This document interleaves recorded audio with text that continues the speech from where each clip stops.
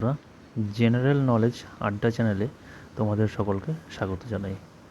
আজ আমি তোমাদের সাথে আলোচনা করব ভারতের জাতীয় পতাকা বা ন্যাশনাল ফ্ল্যাগ নিয়ে। এখানে আমি এই চ্যাপ্টারটি একটু বিস্তারিত আলোচনা করব। বিস্তারিত আলোচনা করলে লাভ কী হবে, যে এই জাতীয় পতাকা থেকে যে সমস্ত কোশ্চেনগুলো আছে, কোনো কোশ্চেন তোমাদের মিস হবে না, সবগুলো কোশ্চেনের উত্তর তোমরা দিতে পারবে। এই জাতীয় পতাকা বা ন্যাশনাল ফ্ল্যাগ থেকে যে সমস্ত কোশ্চেনগুলো আসে, প্রত্যেকটা প্রশ্নের কমন তোমরা পেয়ে যাবে। তো শুরু করা যাক আজকের নতুন অধ্যায়, জাতীয় পতাকা ন্যাশনাল ফ্ল্যাগ। তো আমরা দেখে নিচ্ছি যে বলেছে ভারতের জাতীয় পতাকা মূলত তিনটি রঙে হয়, এটা আমরা সকলেই জানি। এবং তার যে তিনটি রঙ আছে এটাও আমরা সকলেই জানি। উপরে রয়েছে গেরুয়া, মধ্যে রয়েছে সাদা ও নিচে রয়েছে গাঢ় সবুজ। পতাকার সাদা রঙের মাঝখানে একটি নীল রঙের চক্র আছে। এই চক্রটিতে 24টি স্পোক থাকে।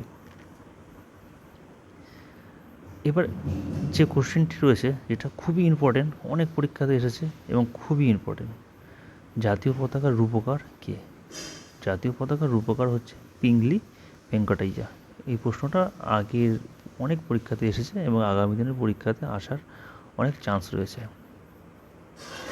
এবার জেনে নিই যে জাতীয় পতাকার যে তিনটি রঙ, সেই রঙগুলির কিসের প্রতীক। গেরুয়া রঙ হচ্ছে ত্যাগের প্রতীক, সাদা হচ্ছে শান্তি ও সত্যের প্রতীক, গাঢ় সবুজ হচ্ছে সাহস ও শৌর্যের প্রতীক, আর অশোক চক্র হচ্ছে গতিশীলতা ও অগ্রগতির প্রতীক। এগুলো আমরা সকলেই জানি, তবু আরেকবার দেখে নিচ্ছি। এই চক্রে যে 24টি স্পোক রয়েছে তা 24 ঘন্টার সঙ্গে তুলনা করা হয়। 1947 সালের 22শে জুলাই গণপরিষদে এই পতাকার নকশা গৃহীত হয়। এই প্রশ্নটি খুবই ইম্পর্টেন্ট, আগামী দিনের পরীক্ষাতে আসার জন্য খুবই চান্স রয়েছে। যেমন ধরো KP, West Bengal police, food SI, anganwadi, এই সমস্ত পরীক্ষার জন্য খুবই উপযোগী। তারপর আমরা দেখব জাতীয় পতাকার দৈর্ঘ্য ও প্রস্থের অনুপাত কত। এই প্রশ্নটাও খুবই গুরুত্বপূর্ণ। জাতীয় পতাকার দৈর্ঘ্য এবং প্রস্থের অনুপাত হচ্ছে 3:2। এবার আমরা দেখব জাতীয় প্রতীক। ভারতের জাতীয় প্রতীক সম্রাট অশোকের তৈরি সারনাথের স্তম্ভের ওপরের অংশের প্রতিমূর্তি। সারনাথের এই মূর্তিটিতে 4টি সিংহ রয়েছে, প্রত্যেকের দিকে পেছন করে মুখ খোলা অবস্থায় দাঁড়িয়ে আছে। ভারতের জাতীয় আদর্শ সত্যমের জয়তে। এখান থেকে একটা প্রশ্ন আসতে পারে যে ভারতের জাতীয় আদর্শ কি? সত্যমের জয়তে। এবং এখান থেকে আরেকটি প্রশ্ন আসতে পারে, এই সত্যমের জয়তে কোথা থেকে গৃহীত হয়েছিল? তো এটার উত্তর হবে মণ্ডপ উপনিষদ থেকে গৃহীত হয়েছিল। ঠিক আছে, তো এখান থেকে আমরা দুটো কোশ্চেন পেলাম যেগুলো আসার মতো পরীক্ষাতে। 1950 সালের 26শে জানুয়ারি সারনাথের এই অশোক স্তম্ভকে ভারতের জাতীয় প্রতীক হিসেবে গ্রহণ করা হয়। এটিও একটি গুরুত্বপূর্ণ প্রশ্ন। এখানে প্রশ্ন হিসেবে আসতে পারে সারনাথের এই অশোক স্তম্ভকে ভারতের জাতীয় প্রতীক হিসেবে কবে গ্রহণ করা হয়, সে সালটি জানতে চাইতে পারে।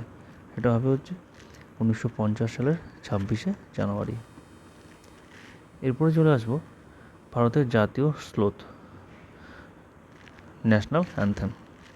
জনগণমন সঙ্গীতটি 1950 সালের 24শে জানুয়ারি গণপরিষদে জাতীয় সঙ্গীত রূপে গৃহীত হয়। তো এখানে প্রশ্ন আসতে পারে গণপরিষদে জাতীয় সঙ্গীত কবে গৃহীত হয়? 1950 সালের 24শে জানুয়ারি।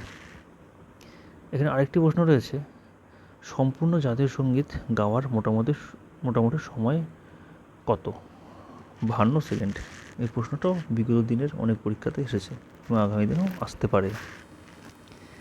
এবার রয়েছে জাতীয় সঙ্গীত, ন্যাশনাল সংস।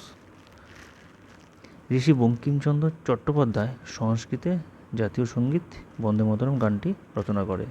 ঠিক আছে, তো বন্দে মাতরম গানটি কে রচনা করে? বঙ্কিমচন্দ্র চট্টোপাধ্যায়। এই কোশ্চেনটি কিন্তু আসতে পারে। এই গানটি প্রথমবার 1896 সালের অধিবেশনে পাওয়া যায়। তো এখান থেকেও একটি প্রশ্ন আসতে পারে যে বন্দে মাতরম গানটি প্রথম কত সালে অধিবেশনে গাওয়া হয়? তো উত্তর হবে 1896 সালে। বন্দে মাতরম গানটি বঙ্কিমচন্দ্রের আনন্দমঠ উপন্যাসে প্রকাশিত হয় 1882 সালে। এখান থেকেও একটা কোশ্চেন হতে পারে যে বন্দে মাতরম গানটি আনন্দমঠ উপন্যাসে কবে প্রকাশিত হয়? তো এই উত্তর হয়ে যাবে 1882 সালে।